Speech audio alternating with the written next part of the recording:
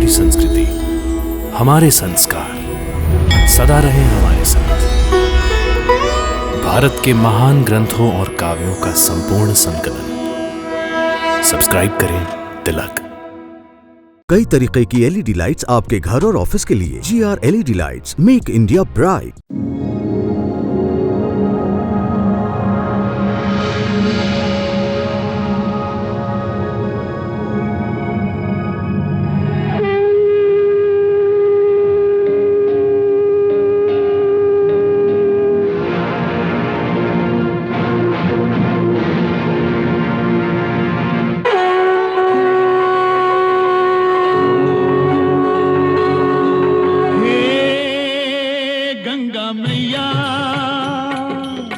तेरी शरण में जो भी प्राणी आया उसका बेड़ा पार लगाया। गंगा मैया, गंगा मैया, हे गंगा मैया, हर हर गंगे, जय जय जय हर हर गंगे।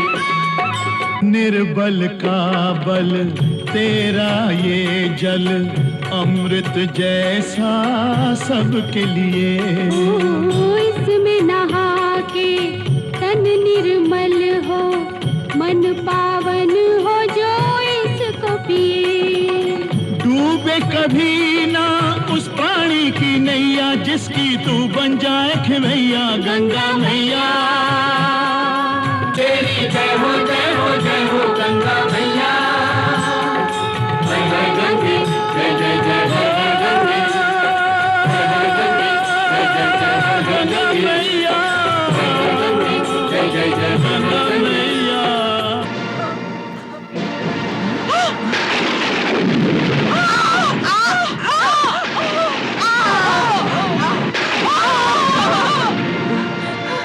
दीदी, दीदी, दीदी, दीदी, गया तू, गया तू, गया तू, गया तू, दीदी, दीदी, गया तू, गया तू, गया, गया तू। घबराओ नहीं, मैं तुम्हें बचाकर ले जा रहा हूँ। घबराओ नहीं वत्स। बचाओ, मैं नहीं जाना चाहती, मैं नहीं जाना चाहती। गुरुदेव, देवताओं ने आक्रमण करके असुरों के मान सम्मान की धज्जियां उड़ा दी है गुरुदेव। और जो थोड़ा मान बचा हुआ है उसकी रक्षा केवल आप कर सकते हैं गुरुदेव, केवल आप।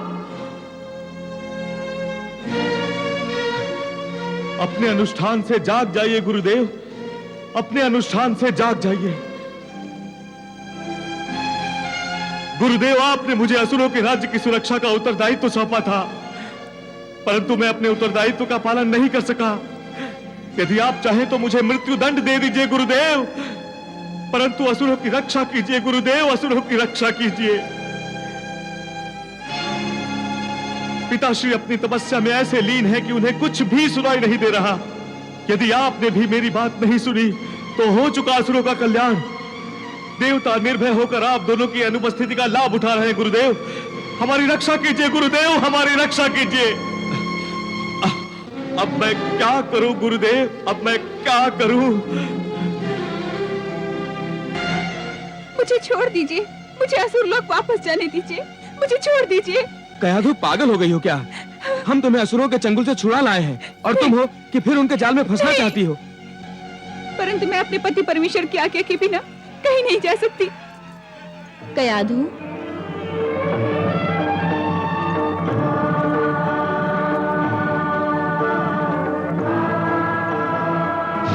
तुम पत्नी का धर्म निभाना चाहती हो, मां की ममता नहीं।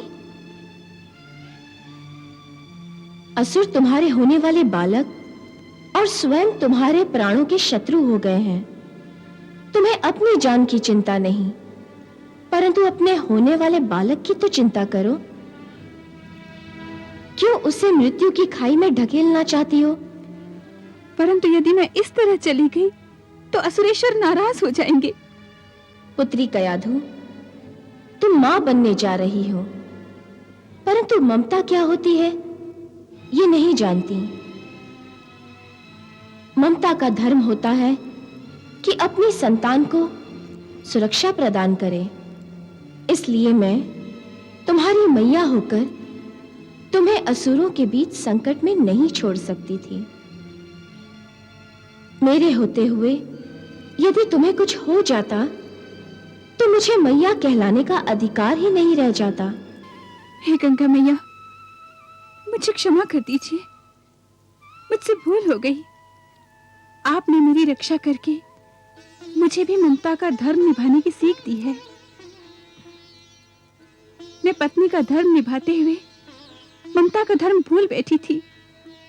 मैया, अब आप जैसा कहेंगी मैं वैसा ही करूंगी। पुत्री, मैं तुम्हें मधुचंदा के आश्रम में भेजना चाहती हूँ। तुम वह पूर्ण रूप से सुरक्षित रहोगी। ऋषि मधुचंदा अग्नि के उपासक हैं, महान तपस्वी हैं। उनका तप सामर्थ्य भार्गव शुक्राचार्य के तप सामर्थ्य से भी श्रेष्ठ है। इसीलिए भार्गव शुक्राचार्य उनके आश्रम में तुम्हारा कुछ भी नहीं बिगाड़ सकेंगे। तुम निश्चिंत होकर जाओ। जैसी आपकी आज्ञा मातेश्वरी। इंद्रराज। मातेश्वरी, आप चिंता मत कीजिए। कयाधु को मधुचंदा ऋषि के आश्रम में सुरक्षित रूप से पहुंचा दिया जाएगा।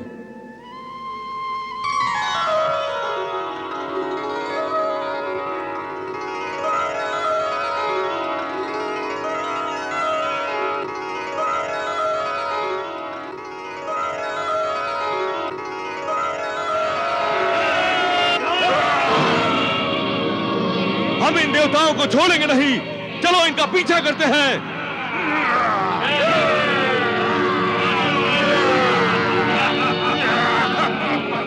देवराज, असुर हमारा पीछा कर रहे हैं। उन्हें रोकना होगा, उनसे युद्ध करना होगा। युद्ध हुआ तो कयाधु के प्राण संकट में आ जाएंगे। सब किए कराए पर पानी फिर जाएगा। अब क्या करें, क्या करें अब? नारायण नारायण नारायण नारायण।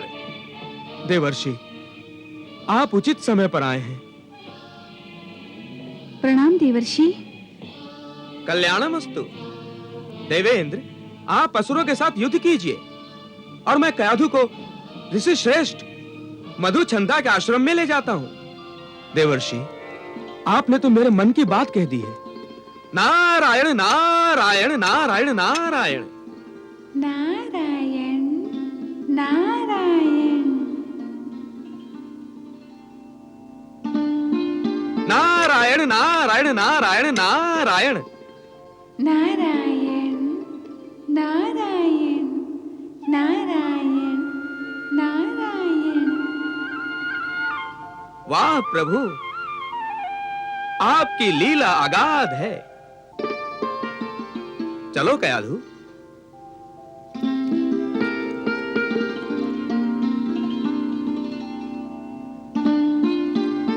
नारायण नारायण नारायण नारायण। चलो कयाधु।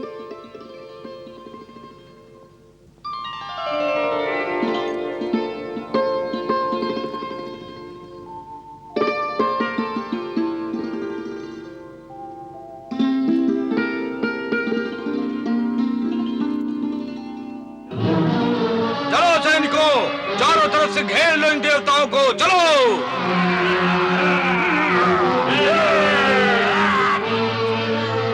अच्छा ही हुआ कि असुरों ने हमारा पीछा किया। अब देखो इस युद्ध द्वारा मैं कैसे गुरु शुक्राचार्य का अनुष्ठान भंग करता हूं। आक्रमण!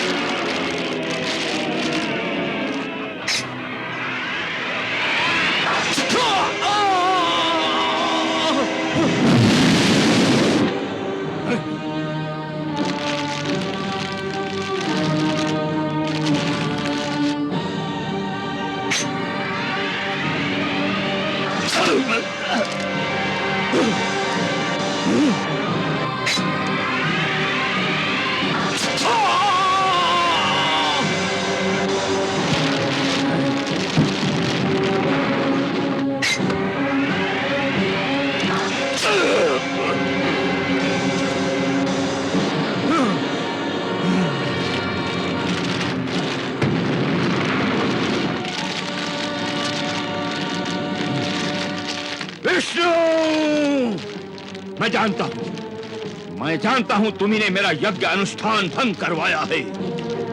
मैं इसका प्रतिशोध लूंगा। मैं अपने तप के बलबूते पर समस्त लोगों को जलाकर राख कर दूंगा। अभी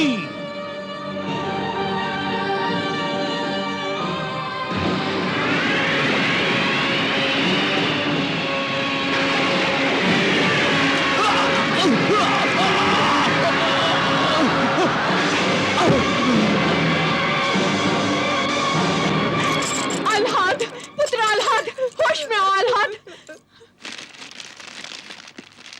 ये कैसा कोलाहल मचा हुआ है? ये असुर लोक में कैसा रोना धोना मचा हुआ है?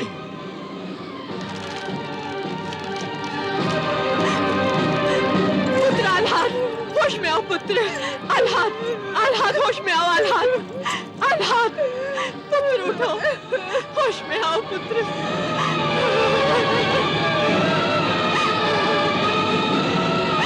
होश में आओ आल्हाद, पुत्र होश में आओ। होश में आओ आल्हाद, आल्हाद होश में आओ। आल्हाद होश में आओ आल्हाद। आल्हाद। महारानी। गुरुदेव, गुरुदेव अच्छा हुआ आप आ गए। देखिए, देखिए ये क्या अनर्थ हो गया है।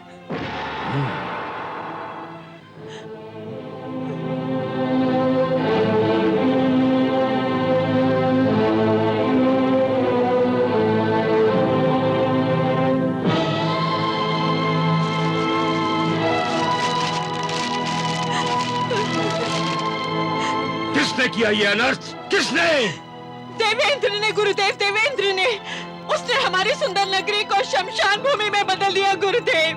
और उसने युवराज आल्हाद को पराजित कर दिया है। और क्या महारानी? और क्या? और उसने हमारी रानी कयाधु का हरण कर लिया गुरुदेव। रानी कयाधु का हरण कर लिया। देवेंद्र, मैं जानता हूं कि तुमने क्यों असुर लोक पर आक्रमण किया और क्यों रानी कयाधु का हरण किया। मैं जानता हूं।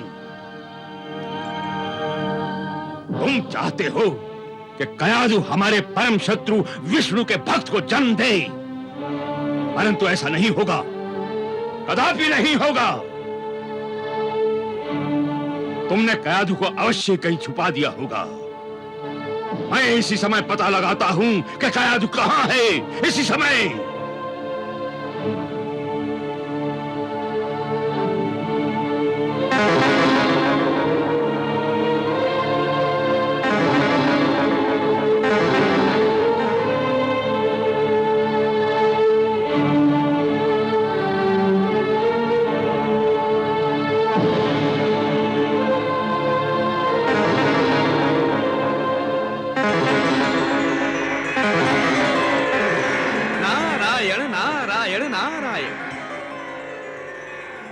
महारानी, इस समय देवर्षि नारद कयाधु को लेकर ऋषि श्रेष्ठ मधुचंदा के आश्रम में पहुंच गए हैं।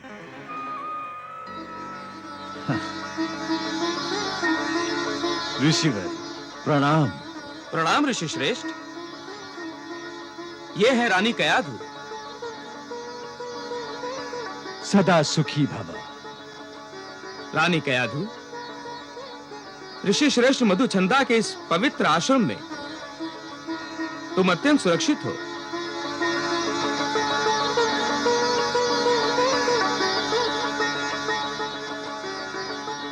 पुत्री, यह आश्रम वास्तव में एक आकाश द्वीप के समान है। महर्षि मधुचंदा अग्नि के उपासक हैं। इसी कारण इस आकाश द्वीप के चारों ओर एक अग्नि चक्र विद्यमान है। वत्स, इस ब्रह्मांड में ऐसा कोई भी व्यक्ति इतना प्रतापी नहीं है जो इस आश्रम की रक्षा करने वाले अग्नि चक्र को पार करके इस आश्रम में आज्ञा बिना घुसने की हिम्मत कर सके। ऋषि श्रेष्ठ, प्रभु के परम भक्त प्रहलाद की होने वाली माता अब आपके पास धरोहर है। देवर्षि, ये मेरा सौभाग्य है कि प्रभु का परम भक्त मेरे आश्रम में जन्म लेगा। और यह भक्त प्रहलाद का सौभाग्य है ऋषि श्रेष्ठ, जो आप जैसे परम भक्त के अति पावन आश्रम में वो जन्म लेगा। दो भक्तों का ऐसा संगम युगों युगों में कभी कभार ही देखने को मिलता है। नहीं ऋषिवर, भगवान के परम भक्त तो आप हैं। आपके सामने मेरा क्या मोल। आपके आगमन और चरण स्पर्श से इस आश्रम की गरिमा बढ़ी है। ऋषि श्रेष्ठ, हम दोनों ही प्रभु के परम भक्त रानी कयाधु को तो भूल ही रहे हैं। प्रभु ने जिनका जीवन अपने परम भक्त प्रहलाद की माता के रूप में किया है। नहीं नहीं मुनिवर, ये तो भगवान का उपकार है मुझ पर, जो वो मुझे अपने परम भक्त की माता होने का गौरव प्रदान कर रहे हैं। अन्यथा मैं तो एक तुच्छ नाग कन्या हूं। नहीं वत्स, प्रभु की दृष्टि में सुर, असुर, मनुष्य, नाग आदि जाति का कोई मोल नहीं है। जो प्राणी अपनी जाति का अहंकार करता है वो व्यर्थ ही है, क्योंकि प्रभु के समीप केवल भक्ति सर्वश्रेष्ठ है। और यह भक्ति विश्वास, दृढ़ विश्वास और श्रद्धा का उदाहरण तुम्हारा पुत्र प्रहलाद होगा। प्रभु की यह बड़ी कृपा है मुझ पर। हाँ, यह प्रभु की ही तो कृपा है, जिसने हम सभी भक्तों को इस समय एकत्रित करके इस आश्रम को भक्तों का पावन संगम बना दिया है। पुत्री कयाधु, तुम इस आश्रम को अपना घर ही समझो। हाँ पुत्री कयाधु, तुम ऐसा समझो कि तुम अपने बच्चे को जन्म देने के लिए ससुराल से मायके आ गई हो। तुम्हें अपने इस पिता के घर में कोई कष्ट नहीं होगा पुत्री। माता कल्याणी,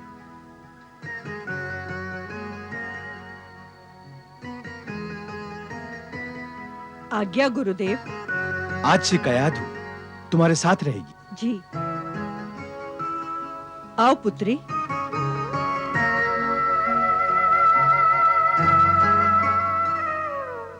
ऋषि श्रेष्ठ, अब मुझे आज्ञा दीजिए। अच्छा ऋषिवर।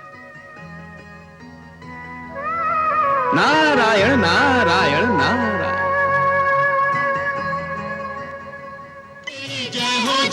जय हो गंगा मैया।